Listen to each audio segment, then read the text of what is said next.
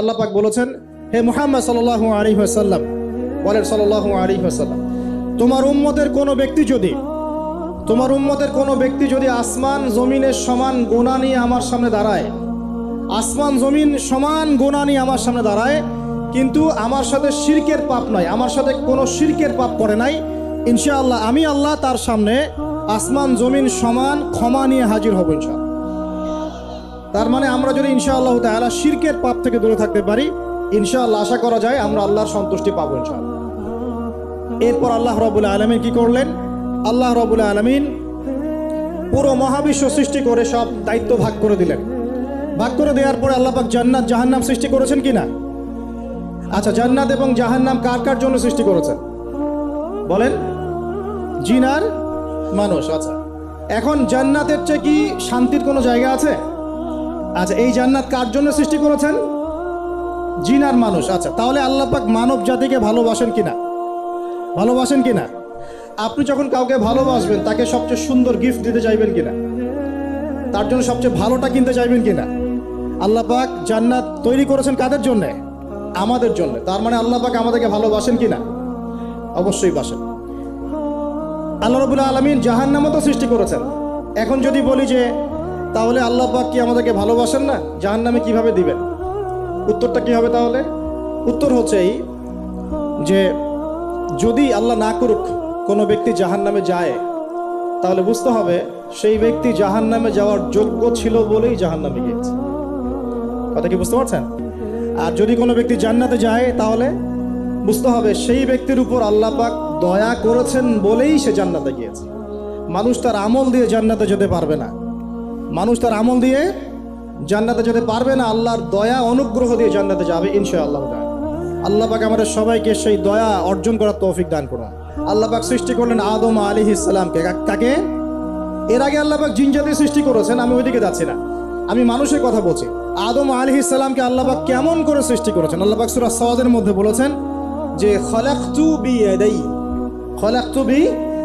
আমি আদমকে আমার হাত দিয়ে সৃষ্টি করেছি। কি দিয়ে? হাত দিয়ে। এটা কি ভালোবাসার বহিঃপ্রকাশ নয়?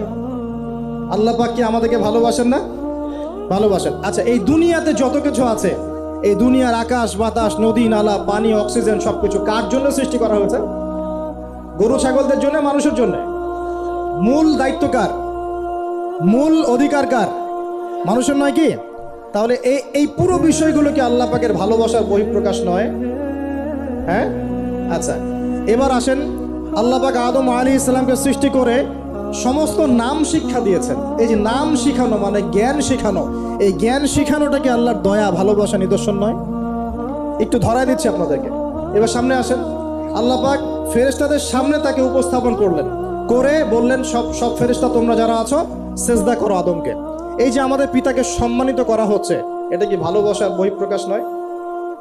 এবার আমাদের পিতাকে সম্মানিত করা হলো, ইবলিস সেজদা করলো না, সে কিয়াস করলো, বাতিল কিয়াস যুক্তি দিল আমি তার চেয়ে শ্রেষ্ঠ ইত্যাদি। আল্লাহ পাক ইবলিসকে অভিশপ্ত করলেন, আমাদের পিতা তাকে জান্নাতে রাখলেন। এই যে জান্নাতে রাখলেন, এটা কি আল্লাহ পাকের ভালোবাসা নয়? এবার আল্লাহ পাক আদম আলাইহিস সালামের পাঁজর থেকে সৃষ্টি করলেন তার স্ত্রী হাওয়া আলাইহিস সালামকে। ওই যে শুরুতে বলেছি, স্রষ্টা একা থাকতে পারলেও সৃষ্টি কি পারবে? এই জন্য আদম আলাইহিস সালামের পাঁজর থেকে তার স্ত্রীকে সৃষ্টি করা হয়েছে। উভয়ের মাঝখানে ভালোবাসা দিয়ে দেওয়া হয়েছে, বলেন সুবহানাল্লাহ। এই জিনা ভালোবাসা নিদর্শন নয়, বিয়ে শাদী হচ্ছে ভালোবাসার নিদর্শন। আল্লাহ পাক বলেছেন সূরা রুমের মধ্যে, ওয়াজআলা বাইনাহুমা মাওয়াদ্দাতা ওয়া রাহমা, আমি আল্লাহ স্বামী স্ত্রীর মধ্যে ভালোবাসা এবং হৃদ্যতা সৃষ্টি করে দিয়েছি, বলেন সুবহানাল্লাহ। তার মানে এই হারাম সম্পর্ক যেটা দেখছেন, এটা হলো একটা জেনার পথ।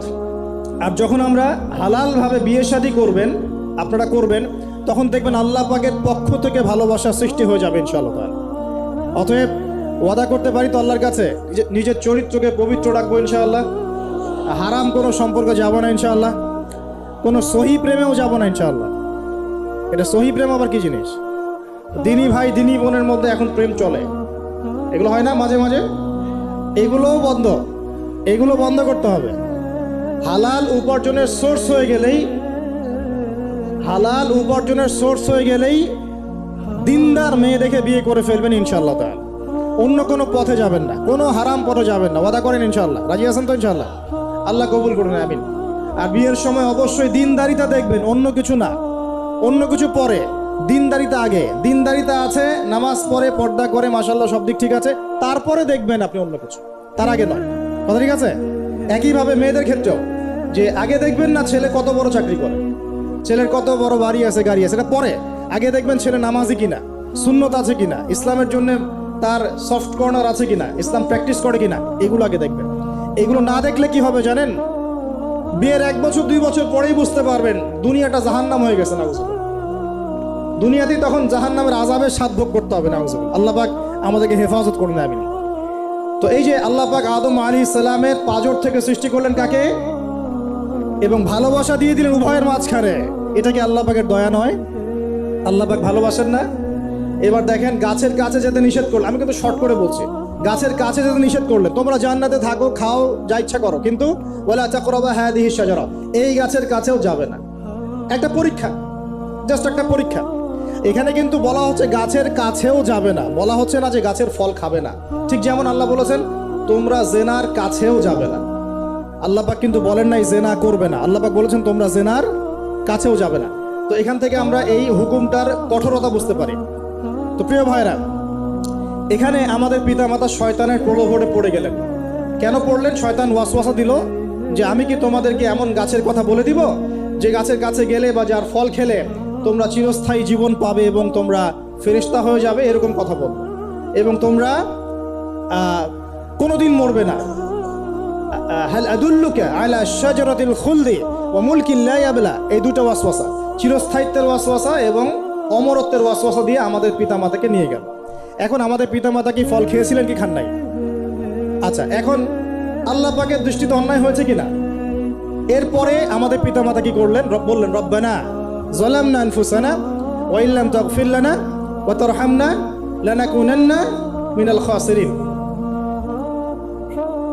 এই যে দোয়াটা তারা করলেন, এই দোয়াটা করার পরে আল্লাহ পাক কি তাদেরকে মাফ করে দিয়েছেন কি দেন নাই? বলেন, কথা বলেন। আল্লাহ পাক মাফ করে দিয়েছেন কি দেন নাই? এই যে অন্যায় করার পরেও আল্লাহ যে ক্ষমা করে দেন, মানে গুনাহ করার পরেও যে আদম সন্তানকে আল্লাহ পাক মাফ করে দেন, এটা কি আল্লাহ পাকের রহমত, দয়া কি নয়? আচ্ছা, এটা আল্লাহ পাকের নিদর্শন ছিল ভালোবাসার। এরপর আল্লাহ পাক দুনিয়াতে পাঠিয়ে দিলেন, কারণ এটা পরীক্ষা। দুনিয়াটা পরীক্ষার জায়গা, পরীক্ষা দিচ্ছি আমরা এখানে। এখন পরীক্ষার ক্ষেত্রে কি আল্লাহ পাক আমাদেরকে একা ছেড়ে দিয়েছেন? আল্লাহ পাক কি আমাদেরকে একা ছেড়ে দিয়েছেন? না। আল্লাহ পাক দুনিয়াতে পাঠিয়ে আমাদেরকে গাইডলাইন দিয়েছেন কিনা, কিভাবে চলতে হবে, কি করা যাবে, কি করা যাবে না, কিভাবে চলবো, কিভাবে চলবো না। আল্লাহ পাক কি ওহী নাজিল করেছেন কিনা? এই ওহী নাজিল করাটা কি আল্লাহ পাকের রহমত কিনা, আল্লাহ পাকের দয়া কিনা, ভালোবাসা কিনা? আল্লাহ পাক কি একা ছেড়ে দিয়েছেন না নবী রসুল পাঠিয়েছেন? এই যে নবী রসুলদেরকে পাঠিয়েছেন, এই নবী রসুলগণ কি আল্লাহর পক্ষ থেকে রহমত কিনা? বলেন। না হলে আমরা কি করতাম? দুনিয়াতে কেমন করে চলতাম, কিভাবে পথ খুঁজে পাইতাম, কেমন করে ইবাদত করতাম, আমরা কি জানতে পারতাম? আল্লাহ পাক রহম করে, ভালোবেসে, দয়া করে নবী রসুল পাঠিয়েছেন, আসমানি কিতাব পাঠিয়েছেন। বলেন সুবহানাল্লাহ। এখন এই নবীদের সিলসিলায় আল্লাহ পাক যে সর্বশেষ নবী মুহাম্মদ সাল্লাল্লাহু আলাইহি ওয়াসাল্লামকে পাঠিয়েছেন, এইটা দয়া কিনা? এটা আল্লাহ পাকের দয়া নয়? আল্লাহ পাকের রহমত নয়? আল্লাহ পাক কি বলেন নাই যে তিনি হচ্ছেন রাহমাতুল লিল আলামিন, তিনি পুরো বিশ্ব জগতের রহমত নয় কি? আচ্ছা, এখন আমাদেরকে যে আল্লাহ পাক নবী মুহাম্মদ সাল্লাল্লাহু আলাইহি ওয়াসাল্লামের উম্মত বানালেন, এটা কি আরো বড় রহমত কিনা? বলেন তো। জান্নাতে যাবে 120 কাতার মানুষ। কত কাতার? 120 কাতার মানুষ ইন টোটাল জান্নাতে যাবে। তার মধ্যে উম্মতে মুহাম্মাদের কত কাতার জানেন? 80 কাতার। কত কাতার? বলেন সুবহানাল্লাহ। তাহলে এটা কি আল্লাহ পাকের দয়া নয়? আল্লাহ আমাদেরকে ভালোবাসেন না? আচ্ছা, আল্লাহ পাক যে আমাদের কাছে তাওরাত, জাবুর, ইনজিল না পাঠিয়ে আল কোরআনের মতো কিতাব পাঠিয়েছেন, যে কিতাবে সমস্ত সমাধান আছে, এটা আল্লাহ পাকের রহমত, দয়া নয়, ভালোবাসা নয়?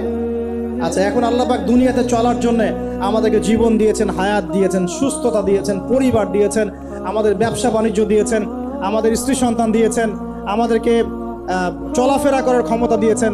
একটা চোখ নষ্ট হয়ে গেলে বুঝতে পারে মানুষের কত কষ্ট হচ্ছে, একটা পা না থাকলে বুঝতে পারে কত কষ্ট হচ্ছে। এই করোনার সময় যারা শ্বাস নিতে পারে নাই, তাদের কত কষ্ট হয়েছে। সুস্থ আছি, সুন্দর আছি, পরিবার আছে, আল্লাহ রিজিক দিচ্ছেন, 3 বেলা খাওয়াচ্ছেন, কাপড় দিচ্ছেন, শিক্ষার ব্যবস্থা করছেন, ইবাদত করার সুযোগ দিচ্ছেন। গুনাহ করলেও আবার মাফ করে দিচ্ছেন, এই সব কিছুকে আল্লাহ পাকের ভালোবাসা নয়?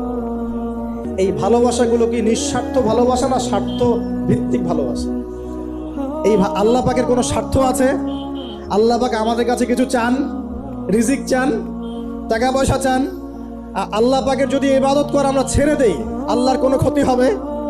আমরা ইবাদত করে ভাসিয়ে ফেললাম, আল্লাহর কোনো লাভ আছে? আল্লাহ পাকের শক্তি কি আরো বেড়ে যাবে না কমবে, নাকি যেমন আছে তেমনই থাকবে? আল্লাহ রাব্বুল আলামিনের শান শওকত কি আরো বেড়ে যাবে, নাকি আল্লাহ পাকের শান শওকত কমে যাবে?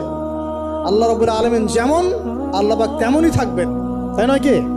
আল্লাহ পাকের যে বিশাল খাজানা আছে, আমরা যদি ইবাদত করে ভাসিয়ে ফেলি, খাজানা কি বেড়ে যাবে?